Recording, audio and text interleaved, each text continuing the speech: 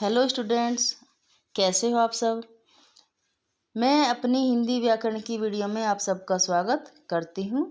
आज एक छोटा सा टॉपिक है जो कि आपको बहुत ही हेल्पफुल होने वाला है और यह टॉपिक हर कॉम्पिटिटिव एग्ज़ाम में आपको देखने के लिए मिल जाते हैं। इस टॉपिक में से दो चार क्वेश्चन। तो शुरू करते हैं। आज का टॉपिक हमारा विराम चिन्हों के भेद को जाने और किस किस तरह से ये इनके चिन्ह होते हैं, क्या क्या इनका नाम है।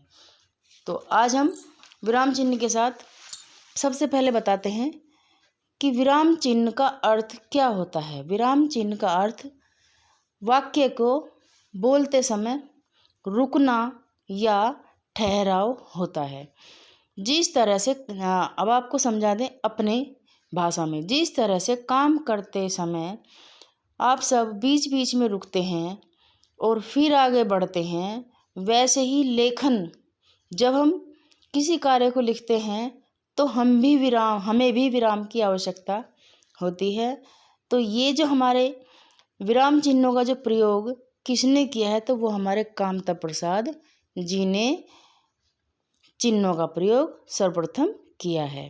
अब चलते हैं, एक साइड में चिन्हों के नाम है और एक साइड में चिन्हों की पहचान है। तो आपको बता दें कि चिन्ह हमारे 20 होते हैं, विराम चिन्ह 20 होते हैं। चिन्हों का नाम आ जाता हमारा ये पहले नंबर पर आ गया हमारा विराम चिन्ह। तो विराम चिन्ह की पहचान कुछ इस प्रकार से है, ठीक है, कुछ इस प्रकार से है। और अर्धविराम चिन्ह की पहचान कुछ ऐसी है, चिन्ह कुछ ऐसा है। पूर्ण विराम का चिन्ह ऐसा है, इस प्रकार से है। प्रश्नवाचक चिन्ह की पहचान ऐसी है। आश्चर्य चिन्ह हमारा इस तरह का हो जाएगा। आश्चर्य को विस्मय आदि चिन्ह भी कहते हैं।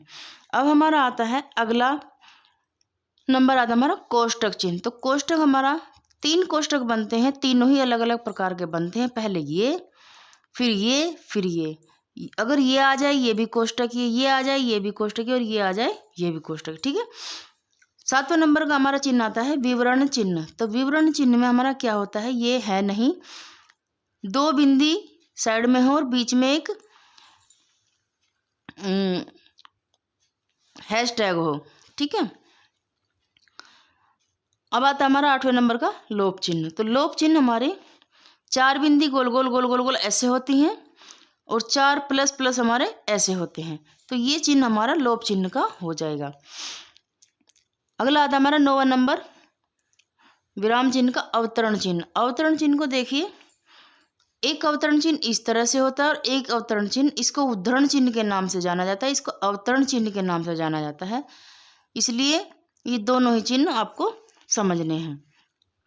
अब आता है 10 नंबर का हमारा विराम, उपविराम अपूर्ण। उपविराम को हम अपूर्ण चिन्ह के नाम से भी जानते हैं। कभी कभी कन्फ्यूजन हो जाता है कि हमने तो उपविराम पढ़ा था, लेकिन ये अपूर्ण चिन्ह कैसे हो गया। उपविराम को अपूर्ण चिन्ह कहते हैं और यही हमारा 9वें नंबर के विराम चिन्ह में आ जाएगा। अवतरण चिन्ह को हम उद्धरण चिन्ह भी कहते हैं। उद्धरण चिन्ह हमारा ये 2 डॉट हो जाते हैं और अवतरण चिन्ह में हमारा 1 डॉट होता है।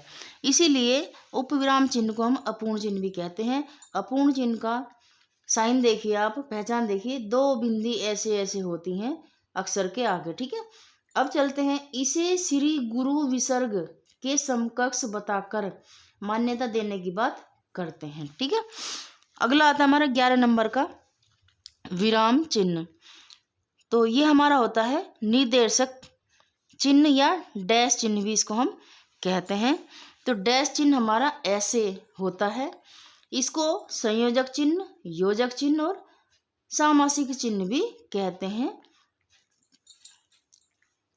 इस निर्देशक चिन्ह के संयोजक 4 नाम हो जाते हैं, निर्देशक चिन्ह, संयोजक चिन्ह, योजक चिन्ह और सामासिक चिन्ह। तो ये हमारा इस तरह का निर्देशक चिन्ह का हमारा हमारी पहचान हो जाएगी। अब आता हमारा 12 नंबर का विराम चिन्ह। पुनरुक्ति प्रकाश, पुनरुक्ति सूचक चिन्ह हमारा इस तरह से हो जाएगा, इस तरह से, ठीक है। अब आता हमारा पुनरुक्ति से बचने के लिए हम इस चिन्ह को लगाते हैं।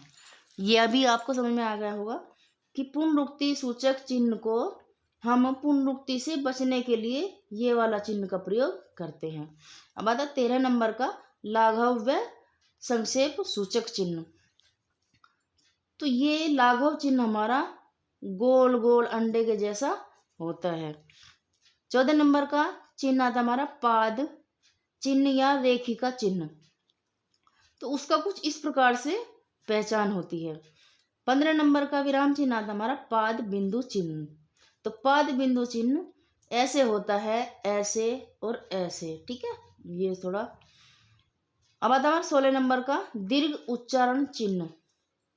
दीर्घ जिसको बोलने में ज़्यादा समय लगता हो तो इस प्रकार का उसकी पहचान होती है। एस टाइप का ये बनता है, जैसे हे राम, ओम, ओम शब्द में ये इस चिन्ह का प्रयोग किया जाता है। अब आता 17 नंबर का हमारा चिन्ह हंसपाद चिन्ह या त्रुटि चिन्ह या काकपद चिन्ह। हंसपाद चिन्ह, त्रुटि चिन्ह, काकपद चिन्ह। इस चिन्ह के भी 3 नाम हैं। हंसपद कहते हैं, त्रुटि चिन्ह भी कहते हैं और काकपद चिन्ह भी कहते हैं। तो ये हमारा इस प्रकार से कोष्टक में बंद होता है। ये ए टाइप का होता है लेकिन ए नहीं होता, आधा ए होता है। अब चलता हमारा 18 नंबर का टीका सूचक चिन्ह। तो टीका सूचक चिन्ह की यह पहचान है, पहले तो स्टार स्टार बने होंगे, एक स्टार बना होगा, फिर उसके बाद में 2 प्लस बने होंगे, फिर उसके बाद में ये कोमे में बंद करने हैं, फिर उसके बाद में 2 लिखा होगा। तो इसको हम टीका सूचक, टीका सूचक, टी से 2, ठीक है। और अब आता हमारा 19 नंबर का तुल्यता समता सूचक चिन्ह। तुल्यता सूचक चिन्ह, समता सूचक चिन्ह, उसको हम ऐसे करते हैं जैसे इक्वल वाला होता है। जब हम क्वेश्चन करते हैं तो इक्वल इक्वल इक्वल वाला चिन्ह हमारा तुल्यता या समता सूचक चिन्ह होता है। अब आता 20 नंबर का हमारा समाप्ति सूचक चिन्ह। तो समाप्ति सूचक चिन्ह की पहचान इस तरह से, पहले हम एक माइनस का चिन्ह लगाएंगे, फिर गोल गोल 0 बनाएंगे, फिर माइनस का चिन्ह लगाएंगे और ये कोष्टक में बंद कर देंगे, ठीक है। इस प्रकार का सूचक समाप्ति सूचक चिन्ह हमारे 20 विराम चिन्ह के भेद हमारे यहाँ पर पूरे हो जाते हैं। अगर आपको मेरी वीडियो अच्छी लगी हो तो मुझे कमेंट करके बताना कि आपको मेरी वीडियो कितनी अच्छी लगी हो। प्यारा सा कमेंट करना ताकि मुझे भी अच्छा लगे और आपको भी मेरी वीडियो अच्छी लगी हो। ज़्यादा से ज़्यादा मुझे सपोर्ट करना, ज़्यादा से ज़्यादा मुझे सब्सक्राइब करना, लाइक करना। आज की वीडियो मैं यहीं पर समाप्त करती हूँ। मेरी वीडियो को देखने के लिए आप सबका बहुत बहुत धन्यवाद।